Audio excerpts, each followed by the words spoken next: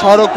অবস্থান নিয়ে কিন্তু সড়ক বন্ধ করে দিয়ে শিক্ষকদের যে অবস্থান সেই অবস্থান মিছিল নিয়ে এসে কিন্তু অবস্থানটি শুরু হয়েছে এবং যদি বলা যায় শহীদ মিনার থেকে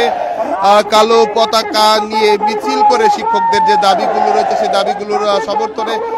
তারা দাবি আদায়ের লক্ষ্যে তারা কিন্তু আসলে মিছিল নিয়ে শহীদ মিনার থেকে এই মুহূর্তে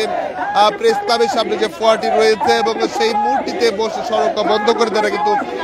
অবস্থান করছে। মূলত তারা যে দাবিগুলো রয়েছে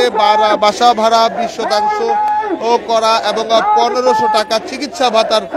দাবিতে কিন্তু টানা বেশ কিছুদিন ধরেই তাদের যে কর্মসূচি সেই কর্মসূচিগুলো পালন করে আসছিলেন এবং এরই মধ্যে আবারও তাদের যে কর্মসূচি তারা যে কথাগুলো বলছিল 20% বাড়ি ভাড়া এবং 1500 টাকা চিকিৎসা ভাতার দাবিতে এবং সেই দাবিতে গতকাল থেকে কিন্তু তাদের অনশন কার্যক্রম শুরু হয়েছিল এবং সেই অনশন কার্যক্রমের পর আজ তারা কিন্তু কালো পতাকা মিছিল নিয়ে ঠিক শহীদ মিনার সামনে থেকে শুরু করে প্রেস ক্লাব